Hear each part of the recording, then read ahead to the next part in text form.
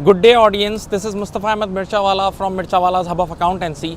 अच्छा, रिसेंटली हम देख रहे हैं काफ़ी मेरे फ्रेंड्स और मैं ख़ुद भी कराची का रहने वाला हूँ, तो हम सब ये कंप्लेन करते हैं कि कराची के रोड्स बहुत टूट गए हैं इंफ्रास्ट्रक्चर बारिशों की वजह से। तो मैं ये बताना चाहता हूँ कि इस क्लाइमेट चेंज ने सिर्फ कराची को इम्पेक्ट नहीं करा, बल्कि ये पूरी दुनिया इसकी लपेट में आ गई है। हम स्टार्ट करते हैं डेलिस से, बड़ी डेवलप्ड जगह है। तो डेलिस में इस बार ऐसी एक्सट्रीम हीट वेव आई थी कि आप देखें तो ग्रास का उनका कलर चेंज हो गया था। उस हीट वेव की वजह से वाटर शॉर्टेज इतनी हो गई थी और इतनी चीज़ें, सारे रिवर वगैरह सूख गए थे कि गवर्नमेंट ने कहा था कि कुछ सर्टेन टाइम पीरियड के लिए आप ग्रास को पानी ना दो। तो लोगों ने अपनी ग्रास की टेक केयर करना छोड़ दी। यहाँ तक कि ग्रास कटिंग का बिजनेस इफेक्ट हुआ, लॉन मूविंग का, डिफरेंट बिजनेसेस पे इसका इम्पैक्ट आया।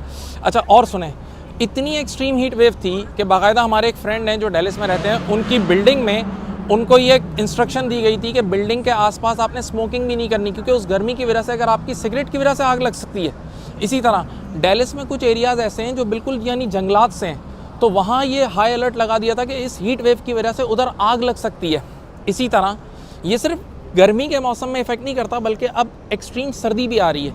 अच्छा, हिस्टोरिकली अगर आप देखें तो डेलिस में कोई इतनी बर्फ़ नहीं पड़ती थी, लेकिन लास्ट 1-2 साल से इतनी बर्फ़ पड़ रही है कि अब लोगों ने ये सोचना शुरू कर दिया है कि हम वो वाले टायर्स यूज़ करें जो ऑल सीज़न टायर्स होते हैं। जैसे शिकागो वगैरह में ऐसे टायर्स यूज़ होते हैं जो सर्दी और गर्मी दोनों के लिए सही होते हैं और एक्सट्रीम बर्फ़ में भी काम कर जाते हैं। लेकिन शायद डेलिस की आवाम के पास अगर वो टायर नहीं है तो उनको भी वो उस रिप्लेसमेंट पे आना पड़ेगा। अच्छा, ये सिर्फ डेलिस की हद तक, ये यूएस की हद तक नहीं है। इस क्लाइमेट चेंज का एक बहुत बड़ा इम्पैक्ट यूके और स्पेशली इंग्लैंड में पड़ा है। इंग्लैंड में अगर आप देखें, इंग्लैंड की जो गवर्नमेंट ने, उनके ऑफिशियल न्यूज़ चैनल ने जो पिक्चर्स जारी की हैं, तो रिवर टेम्स वगैरह ये सब सूख चुके हैं। यानी इतना एक्सट्रीम सूख गए थे इस बार हीट वेव की वजह से। इस कदर हीट वेव थी और पानी की शॉर्टेज थी कि गवर्नमेंट ने हॉर्स पाइप बैन लगा दिया था। सवाल ये कि हॉर्स पाइप बैन क्या है?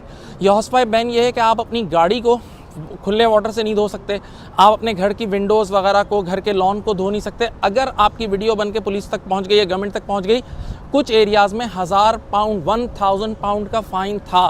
अच्छा, और सुने, यूके की जो पूरा जो इंफ्रास्ट्रक्चर बना हुआ है वो एक ठंडे मुल्क के हिसाब से बना हुआ है, तो वहाँ के जो रोड्स भी बने हुए हैं वो इस चीज़ को माइंड में रख के बने हुए हैं कि ठंडा मुल्क है। तो अब जब ये हीट वेव पड़ी तो वहाँ के बाकायदा एयरपोर्ट्स के जो रनवे ना वो मेल्ट हो गए, तो कितने एयरपोर्ट्स इन्होंने बंद कर दिए थे। इसी तरह वहाँ के जो रेलवे ट्रैक्स हैं, तो रेलवे ट्रैक्स भी ऐसे मटीरियल से बने हुए हैं कि जो मटेरियल ठंडे मुल्कों का है, लेकिन जब इतनी एक्सट्रीम हीट वेव पड़ी तो वो मेटल इस तरह मेल्ट हो गए कि उनकी बाकायदा पिक्चर्स आई हैं कि उनकी शक्लें चेंज हो गई हैं। यानी अब उस पर ट्रेन सही गुजर नहीं सकती, तो वो ट्रेन स्टेशन भी बंद हो गए। तो अब आवाज़ ये आ रही है कि यूके को इस क्लाइमेट चेंज से निपटने के लिए इंग्लैंड वालों को बिलियंस ऑफ डॉलर्स की इन्वेस्टमेंट करनी पड़ेगी। और सुने, हमारे कुछ फ्रेंड्स हैं जो वहाँ फूड वगैरह का बिज़नेस करते हैं, तो वो कह रहे थे कि इन हीट वेव के दिनों में हमारे रेफ्रिजरेटर्स काम नहीं कर रहे थे। यहाँ तक कि जो मिल्क की सप्लाई थी वो भी उनके रेफ्रिजरेटर्स के थ्रू ही आती थी, तो मिल्क ख़राब हो गया था, उस पर इम्पैक्ट आ रहा था। अच्छा, सिर्फ यूके में नहीं, यूरोप में भी अगर आप देखें तो कितनी जगहों पर एक्सट्रीम डेथ्स हुई है। स्पेन वगैरह में अगर आप चेक करें तो अच्छे खासे नंबर ऑफ़ पीपल मर गए। अच्छा, इस क्लाइमेट चेंज के लिए अब दुनिया इकट्ठी हो रही है और 2015 में गालिबन एक पेरिस एग्रीमेंट साइन हुआ था, जिसमें इन्होंने ये डिसाइड किया था कि हम दुनिया के CO2 इमिशंस को कम करेंगे, जो पुअर नेशंस हैं उनको बिलियंस ऑफ डॉलर्स की एड देंगे। लेकिन वो भी अब शायद कुछ आपस के जियोपॉलिटिकल फड्डों की वजह से इतना इम्प्लीमेंट नहीं हो पा रहा। अच्छा, यहाँ पर मैं एक बात बताना चाहूँगा, और मैं हमेशा कहता हूँ कि हमारी ACCA वो बॉडी है कि दुनिया में जो कुछ रियल टाइम हो रहा होता है उस पर वो क्वेश्चंस आते हैं। तो इस बार बाकायदा मैंने क्लाइमेट चेंज की अकाउंटिंग पढ़ाई है, और जो इस अटैम्प्ट के लिए बहुत हाईली लाइकली है कि वो आ सकती है। तो इस पूरी कहानी का लेसन ये है कि हम अपने इन्वेस्टमेंट डिसीजंस हो गए, इमिग्रेशन डिसीजंस हो गए, कितने लोग हैं जो प्लान कर रहे हैं कि हम इस मुल्क में जाएंगे, भाई ये देख लो कि उस मुल्क का क्लाइमेट चेंज पे क्या इम्पैक्ट है, कहीं वो मुल्क ही ना हिल जाए।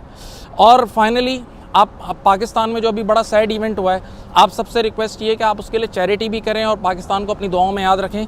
अपना बहुत ज़्यादा ख्याल रखिएगा। अल्लाह हाफ़िज़। Thank you.